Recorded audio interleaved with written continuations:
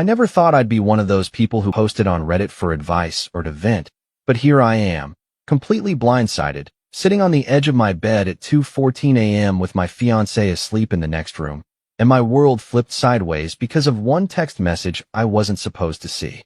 My name's Asher, I'm 29 years old, and I'm getting married in exactly 2 weeks. Or, I was. That part is a little fuzzy right now. I've always been the dependable one in my family. You know the type? Always shows up on time, helps carry heavy stuff during the holidays, remembers birthdays, and listens to everyone's drama without adding any of my own. I'm not flashy. I'm not the loud one. I'm not the golden child either. That would be my older sister, Morgan, 31, surgically attached to her phone, and always armed with some thinly veiled insult wrapped in a compliment. "You're so brave for proposing with that ring," she said at our engagement dinner, in front of my future in-laws. That sort of person. Morgan's always had a way of turning everything into a performance, especially when there's family around. She's the queen of the backhanded remark and the tearful confession that conveniently makes her the victim. And the worst part? My parents eat it up. Every time. My mom calls her passionate, and my dad just shrugs and says, "That's how Morgan is, you know that." Me? I was the quiet achiever. Got a decent job in IT straight out of college, bought a condo at 26, paid off my car, started a little side business designing security systems. Nothing glamorous, but solid. Steady. I've always tried to do the right thing, maybe to a fault. I don't stir the pot.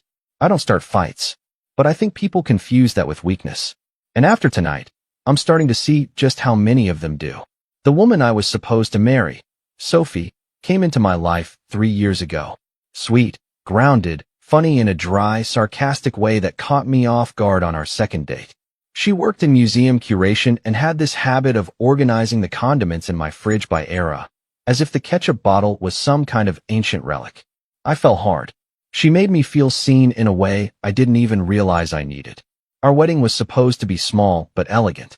Nothing insane, no doves or castles or weird destination theme. Just close friends and family. A vineyard we found about an hour outside the city, and Sophie in that dress she cried over when she tried it on. I remember standing behind her in the boutique mirror, her hands covering her mouth, and thinking, this is it. This is the person I'm building the rest of my life with. And I believed that. I really did. Until tonight. But before I get to the text, and believe me, we'll get there, I should probably explain how we got to this weird, slippery edge of a cliff that I'm teetering on right now. It started, like most of my problems, with Morgan. See, when we got engaged, there was this unspoken tension that started to creep in from the edges of every family interaction. Nothing blatant at first, just little things. Morgan joking that I was finally catching up, or asking Sophie loudly at brunch if she ever worried about Asher being too predictable. My mom would nudge her and tell her to stop, but she'd always roll her eyes and say, "I'm kidding. Gosh, you guys are so sensitive." Sophie laughed it off for a while. She'd squeeze my hand under the table or shoot me a look that said, "It's fine, let it go." And I did, because that's what I do. Then came the wedding planning. Morgan, of course, offered to help, which really meant she wanted to control everything and make it about her. She insisted we include her daughter as a flower girl, even though Sophie's niece was already doing it. When we gently said no, Morgan got tearful and accused us of excluding her family. My mom took her side, of course, said it would mean a lot if we just let Morgan have this. Then she criticized the venue. "Too rustic," she said. "Don't you want something more elegant?" Then the invitations. Kind of bland, right? She tried to get Sophie to change her dress after she saw a photo, saying it washed her out. Sophie was furious, but Morgan just laughed it off again. "It's just my opinion. You don't have to take it so personally." It was exhausting, and it was all the time. Group chats became war zones. My mom would chime in to defend Morgan, and when I pushed back, I'd get a call from my dad saying, "Just let her have a few things, Asher. She's going through a lot." What exactly Morgan was going through was never clarified. As far as I could tell, she was still in the same marketing job she'd had for years, still living in that suburban McMansion her ex left her, still very invested in making herself the center of attention at every possible opportunity. Things hit a weird high point when she insisted on throwing us an engagement party at her house. She said it would be just family and a few close friends, and Sophie reluctantly agreed after some pressure from my mom. It was a disaster. Morgan gave a toast halfway through that sounded more like a TED talk about being single and independent. She actually said, "Sophie, if you ever need a break from all of Asher's routines, just call me. I'll sneak you out." Everyone laughed. I smiled through it. Sophie didn't. She avoided Morgan the rest of the night. After that, I told my mom, very directly, that Morgan needed to step back. That Sophie and I had everything under control, and we didn't need her constant input. My mom sounded wounded. "She's your sister, Asher. She's just excited for you." But it didn't feel like excitement.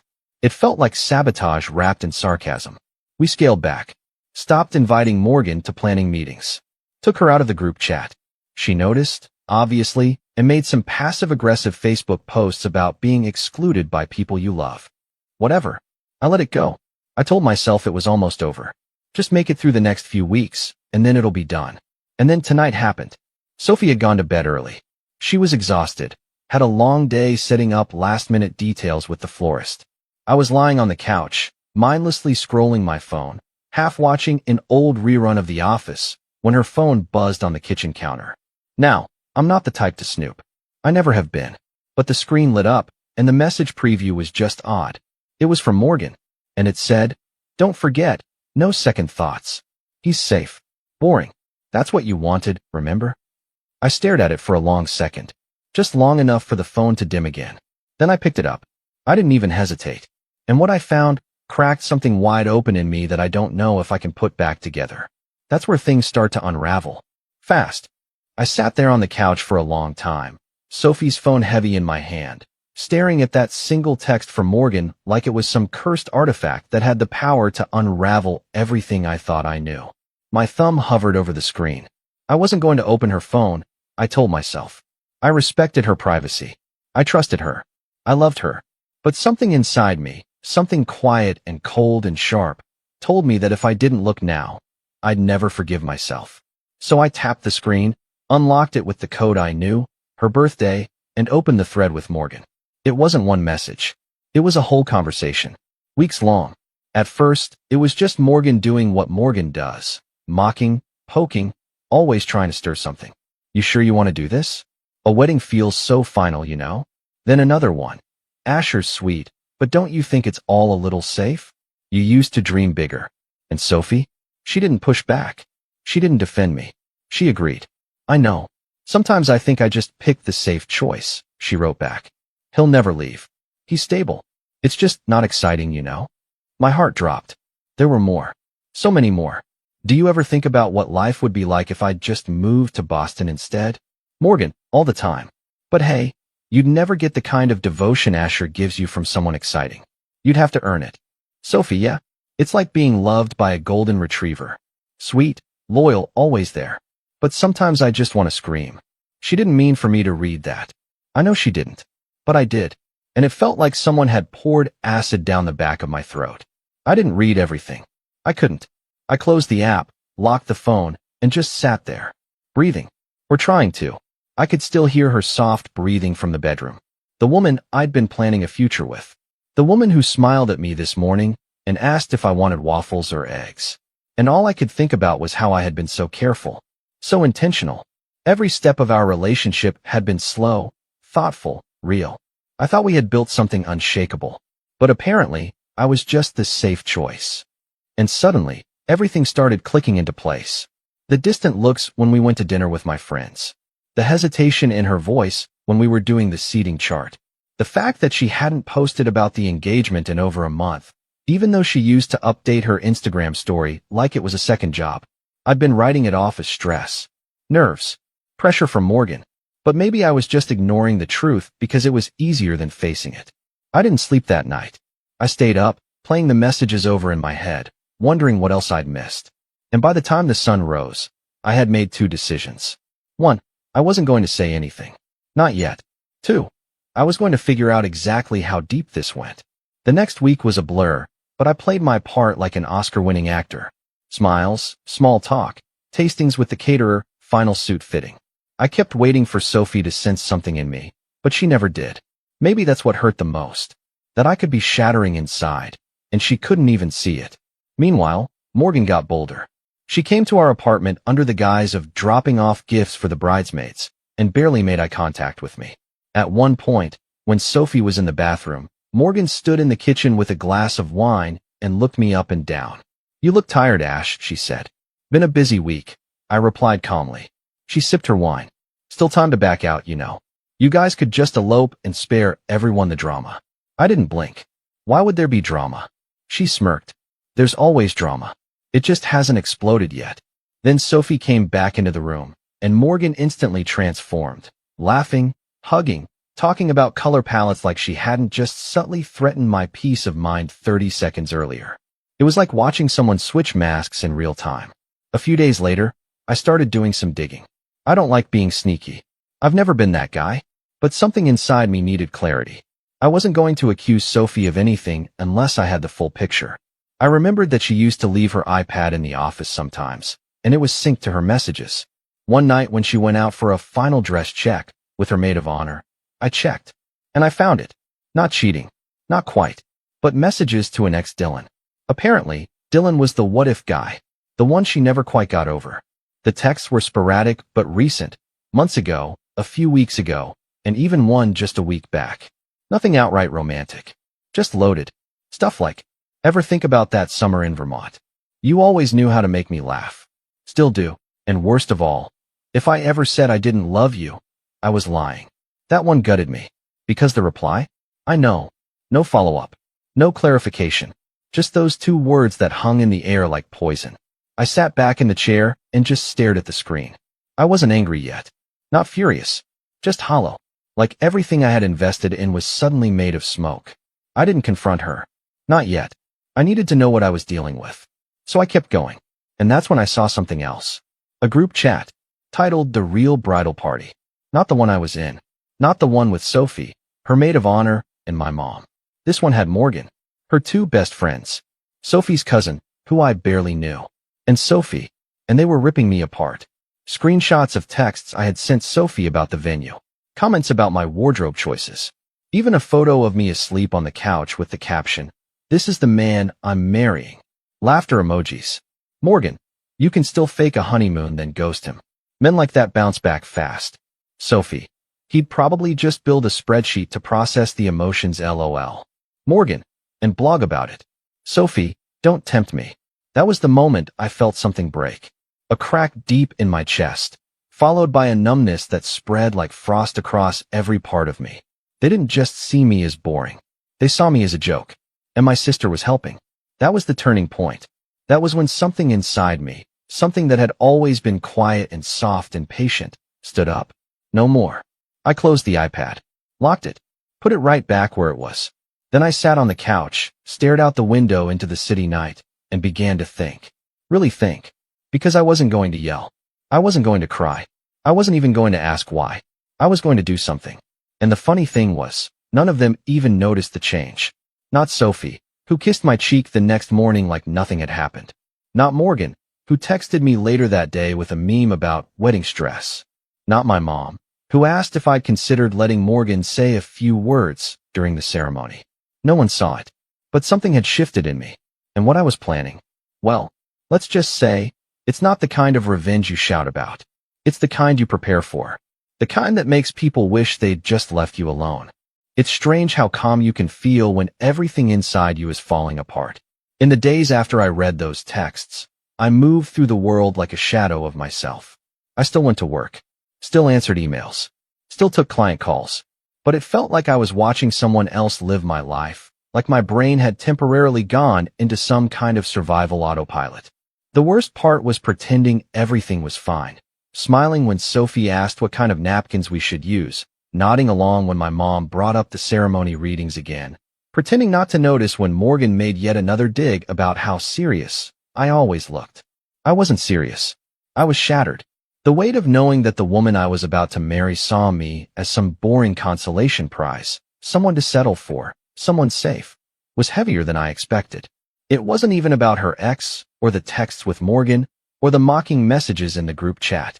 It was the realization that I had loved someone so completely, so honestly, and she had never once looked at me the same way. And it wasn't just her. It was my whole family.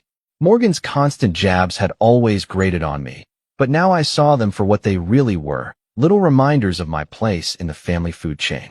The one they leaned on, but never celebrated. The fixer, the helper, the background character in everyone else's drama. My parents never said it out loud, but they always seemed to believe Morgan needed more. More attention, more support, more patience, more understanding. And I was fine. I could handle things. I didn't need the spotlight. But I did. Or maybe I just needed someone to see me, really see me, and not treat my kindness like a doormat. So, yeah, I hit rock bottom. I started staying late at the office, even when I didn't need to. I sat in the parking lot some nights, just staring at the steering wheel. I stopped responding to group chats, stopped answering calls that weren't essential. I told Sophie I was just wedding stressed, and she believed it. Or maybe she didn't care enough to question it. And one night, about a week before the wedding, I cracked. I drove to a park we used to visit early on in our relationship, one of those quiet places with a view of the river and old wooden benches facing the skyline. I sat there for almost 2 hours, trying to cry, trying to scream, trying to do something, but nothing came out. Just silence. Just stillness. I felt completely alone in a life I had spent years building. I thought about calling someone. Not Morgan, obviously. Not my parents. And not Sophie. I thought about my friend Caleb, the one guy I'd stayed close to since college. We hadn't talked as much recently. Life gets in the way, but he had always been the kind of friend who didn't need a reason to show up. I scrolled through my contacts, thumb hovering over his name. And for once, I hit call. He picked up on the third ring. Asher? Dude. You alright? I don't know why, but the sound of his voice, steady, familiar, was what finally cracked the dam. I didn't give him the full story. Not yet. Just told him I was going through something, that things with Sophie weren't what I thought, and that I needed a breather. Caleb didn't push. He just listened. Offered to meet up the next day. Told me his couch was always open. The next morning, I took him up on that. I told Sophie I had a surprise errand, something about a tux issue. She barely looked up from her phone. That weekend, I slept on Caleb's couch and told him everything. The texts, the group chat, the feeling that I was a guest star in my own relationship. He didn't interrupt. He didn't try to talk me down. When I finished, he just looked at me and said, "So what are you going to do about it?" I had no idea, but I knew what I wasn't going to do anymore. I wasn't going to stay quiet. I wasn't going to be the passive, nice guy who smiled through being disrespected. And I wasn't going to marry someone who saw me as a backup plan. That weekend became a turning point. I started going through every part of my life with fresh eyes. Not just the relationship, but everything. The condo? Still under my name alone. Good. The wedding? 90% funded by me. Sophie's parents had offered to help, but I'd taken the lead because I thought it was my responsibility. Turns out, that gave me more leverage than I realized. My side business. Still thriving. I'd been designing custom home security systems for wealthier clients. Referrals mostly, and I had 3 contracts lined up for after the wedding. Which meant, if I walked away from this whole mess, I'd be financially fine. And then there was my peace of mind. That part was harder to rebuild. I started journaling again. Something I hadn't done since college. Just putting my thoughts down, every day, no filter. Some of it was angry. Some of it was heartbreaking. But it helped me see my emotions clearly, like sorting puzzle pieces. I also called my Aunt May, my dad's sister. She was always the black sheep of the family. Didn't show up to every holiday. Lived out west. But she had this calm wisdom to her, and she'd always had a soft spot for me. We talked for over an hour. She said, "You've been carrying everyone else's weight your whole life, Asher. Maybe it's time to stop apologizing for wanting something real." That stuck with me. So I stopped apologizing. I told Caleb I was postponing the wedding. Didn't say canceled, not yet, but I was taking a step back. He offered to help with whatever I needed. Then I started reaching out to vendors. Quietly. I didn't cancel anything. Not yet. But I asked questions. Reschedule policies. Refund options. Transfer possibilities. I spoke to the venue coordinator, a woman named Talia who, to my surprise, remembered me by name. "Asher? Oh, you're the polite groom. Not like the other one." I raised an eyebrow. "Other one?" She paused, then laughed. "Sorry, just a joke. Your fiance was in a couple days ago. With her friend. They were looking at changing the layout again. Said you probably wouldn't mind." I didn't say anything. Just thanked her and hung up. But that cemented it. Sophie had checked out. She was planning things without me now. Probably had been for a while. And yet, I didn't blow up. I didn't confront her. Not yet. Because this wasn't going to be a dramatic fight. This was going to be a decision. One I made on my terms. The next few days, I quietly moved some of my valuables out of the apartment. Nothing obvious. Just things that mattered. Sentimental stuff, personal files, a couple hard drives. I boxed up old letters from my grandmother, a watch my grandfather left me, and the external drive with my business records. Then I started working on something I hadn't touched in years, a portfolio. I'd always wanted to open a proper office for my side business. Take on more contracts. Maybe hire someone part-time. I had the skills. I had the reputation. What I didn't have was the push. Now I did. I updated my website, reached out to a designer friend, booked a meeting with a lawyer to form an LLC. And the more I did, the more I started to feel like myself again. Not the Asher who got steamrolled at family dinners or made to feel like an afterthought in his own relationship, but the real me. The one who built something from the ground up. The one who showed up for people not because he had to, but because he wanted to. And with every step forward, I got clearer. I wasn't going to let this wedding happen. Not because I was afraid. Not because I was heartbroken. But because I finally understood that my life didn't start with her. And it definitely wouldn't end with her either. I still hadn't told Sophie. I still hadn't told my family. But I had a plan now. And once it was in motion, they wouldn't see it coming. Not Morgan. Not Sophie. Not any of them. They thought I was the safe one. The boring one. The one who would never walk away. But they forgot something important. Quiet doesn't mean weak. And now? Now I was done being quiet. Once I made the decision to walk away from the wedding, everything inside me started to settle. Not in a peaceful way. More like the way floodwaters slowly recede after a storm, leaving behind debris and wreckage. I wasn't okay yet. I wasn't whole. But I was awake. And for the first time in years, I wasn't carrying anyone else's story. I was finally writing my own. But I wasn't going to leave quietly. Not after what I'd seen. Not after the way they laughed at me. I didn't want an explosion. I wanted something quiet, smart, deliberate, something that would stick. That they'd remember. I started with Sophie. Not directly. Not yet. But I began weaving my exit plan in the background like I was setting up a chess endgame. Slow, silent, piece by piece. First, I visited the venue alone. I requested a private appointment with Talia, the coordinator, and told her I needed to make a few changes.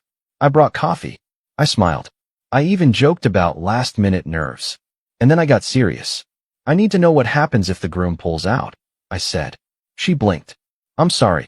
Hypothetically, what are the legalities if I decide not to go through with it? She hesitated. Well, if it's within 72 hours, you lose your deposit. But beyond that, it's your event. If your name's on the contract, which it is, you control the reservation. I nodded slowly. Good. One more question. Can I move the date without notifying anyone else on the guest list? Talia blinked again. You can, yes. But I would strongly advise. I won't cause trouble, I said, cutting her off gently. I just need some time. And I may need to use this space for something else. She didn't ask. She just nodded. Then I called the caterer. Same deal. I asked about cancellations, rescheduling, even substituting a private dinner event for the full wedding menu. They were confused, but polite. I paid a small fee to put a flexible hold on the original menu while I considered downscaling. Downscaling. What a funny word. Then came the photographer, DJ, florist. Each time, I played the same card. Slight change. Just checking options. Don't tell anyone. And slowly, I began untying the threads of the wedding that Sophie was so eager to turn into a performance. And she had no idea. She was too busy planning the bachelorette brunch Morgan wanted to host at some overpriced rooftop bar. Too busy updating her Pinterest boards with cake designs and moody modern color schemes. Too busy complaining to her friends about how I was checked out lately and acting weird. Of course I was. I was done pretending. But I wasn't just setting up an escape. I was setting up the reveal. Because revenge? Real revenge? It's not about rage. It's about clarity. And it's about timing. Around this time, I reached out to Caleb again. We met for coffee, neutral ground, a quiet place near his office, and I laid out everything I discovered. The texts, the fake bridal party group chat, the ex-boyfriend messages, the layers of betrayal, the things my own sister had said behind my back. He listened without interrupting. When I was done, he leaned back in his chair, ran a hand through his hair, and said, "You want to nuke them?" Something like that. He raised an eyebrow. You want to burn it all down? I sipped my coffee. No. I want to light a candle. In the middle of their little fantasy. And then walk away while they choke on the smoke. He nodded slowly. Okay. What do you need? I smiled. I didn't need an army. I just needed a few allies. People who knew the truth. People who could confirm the story, without turning it into a circus. Caleb was one. My Aunt May was another. I called her the next day, asked if she'd be willing to fly in a few days early. I told her I couldn't explain everything yet, but I needed her there. She didn't hesitate. You tell me where to be and when. Then I called someone I hadn't spoken to in years. Maya. Maya and I had dated for a while back in college. It ended amicably, different cities, different goals, but we'd stayed in touch now and then. She was a graphic designer now, working freelance. I'd seen her post about freelancing on LinkedIn recently, and it gave me an idea. Hey, I said when she picked up. Weird question. Would you be up for a quick freelance job? Strictly professional. She hesitated. Depends. What kind of job? I need a brochure designed. Looks like a wedding program, but it's not. I'll explain later. Just trust me. It's going to be epic. She laughed. You always did have flair for the dramatic. Only when necessary. I sent her a rough draft that night. Carefully worded, designed like a typical wedding program with flowery fonts and gold trim. But inside, it told a story. My story. Side 1, the wedding timeline. Side 2, the truth. In plain language. Names redacted, but the details were unmistakable. Anonymized screenshots of the worst messages, a brief paragraph titled, What you see isn't always real, and a final message. The groom has decided not to perform today. Thank you for understanding. Maya called me the next morning. Is this real? Every word. And you're giving this out at your wedding? Not at the wedding, I said. Instead of the wedding. She whistled. Damn, you always were the nice guy. What happened? I paused. I finally got tired of being the punchline. The next few days were a blur of careful movement. I printed the brochures under a private label, had them boxed and sent to Caleb's office. Booked a few extra chairs at the vineyard, not for guests, but for witnesses. Aunt May, Maya, a couple close friends who knew just enough to be trusted. Meanwhile, Sophie was spinning in her own little reality bubble. She spent her time complaining about seating charts, arguing with the florist, posting selfies with Morgan captioned bliss and chaos. She didn't notice me pulling away. Or maybe she noticed and just assumed I was stressed, which was true, but not in the way she thought. Then, exactly 3 days before the wedding, I got a call from my mom. Asher, she said, her voice tight. Can we talk? About what? Your sister said you're being difficult, that you're pulling out of things. Is everything okay? I nearly laughed. Mom, I said, Morgan has spent the last 2 months treating this wedding like her own personal spotlight. If anyone's being difficult, it's her. She's just excited.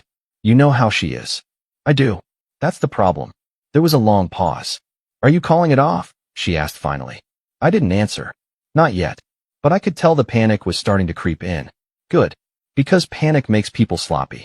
And I was almost ready. The night before the rehearsal dinner, Sophie and I were supposed to do a quiet dinner together. No phones. No distractions. Just us. Her idea.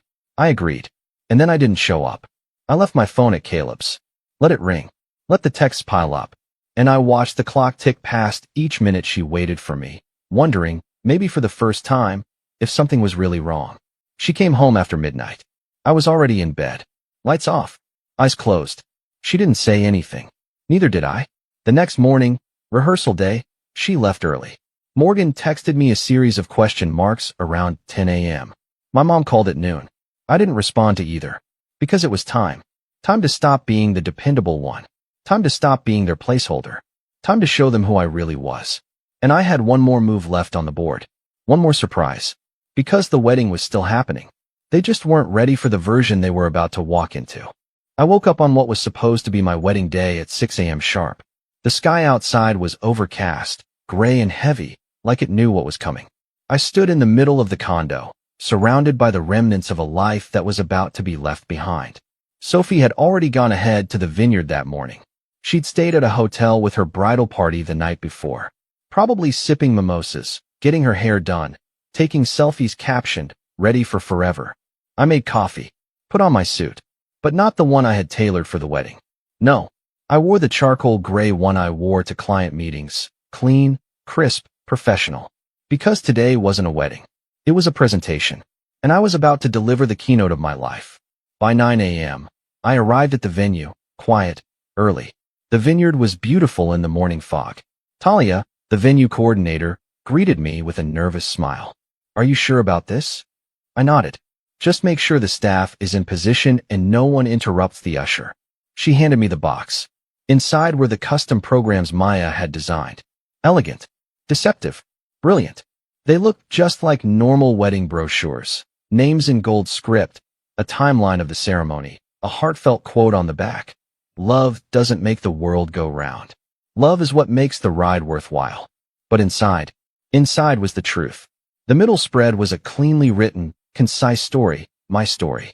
With redacted names, but clear timelines, clearly cropped screenshots, the golden retriever text, the he'll never leave quote, and a piece of the real bridal party chat with enough context to sting, and a message that read, to our dear guests, I thank you for showing up today. Unfortunately, this ceremony will not be going forward. I have learned, too late, that love without respect is a performance.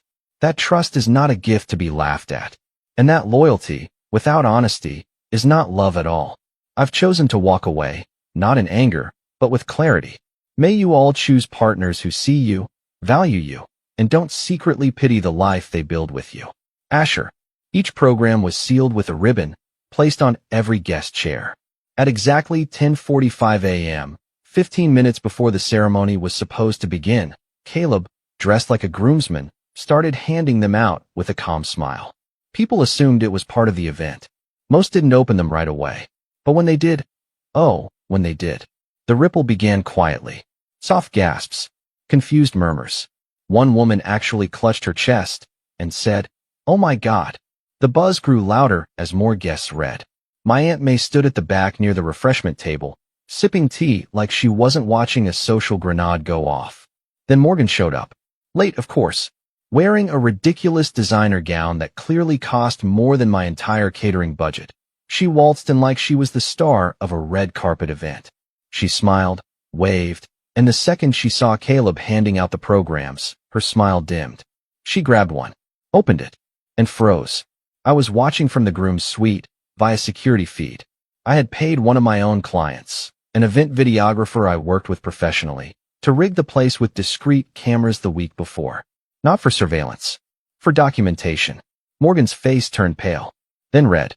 She spun around and scanned the guests, eyes wild, lips moving as she muttered, what is this? What is this? She stormed toward Caleb. Who gave you permission to? Where's Asher? Caleb smiled calmly. He'll be out shortly. Sophie entered 10 minutes later. Late, glowing, holding her bouquet like a goddess descending. She didn't notice the tension right away. She waved, laughed, posed for a photo with her cousin. But then someone handed her a program. I watched the moment her expression changed. It wasn't dramatic. It was slow. First her eyes narrowed. Then her lips parted slightly. Then her fingers began to tremble. And then, just as she turned to her bridesmaids and said, "What is this?" I stepped out. I didn't wait for her to come to me. I walked straight down the aisle, through the growing crowd, every eye on me. My heart was steady, my hands calm, and I felt something I hadn't felt in months. Peace. She saw me. Her face broke. "Asher," she started. I held up a hand. "Don't." Morgan was storming toward me, heel clicking like a metronome of fury. "You think this is funny? You embarrassed her. Us. In front of everyone." I turned to her. "No, Morgan. You embarrassed yourselves. I just stopped letting you do it quietly. You are going to regret this," she hissed. I tilted my head. I already did. For years. But not anymore. I turned back to Sophie.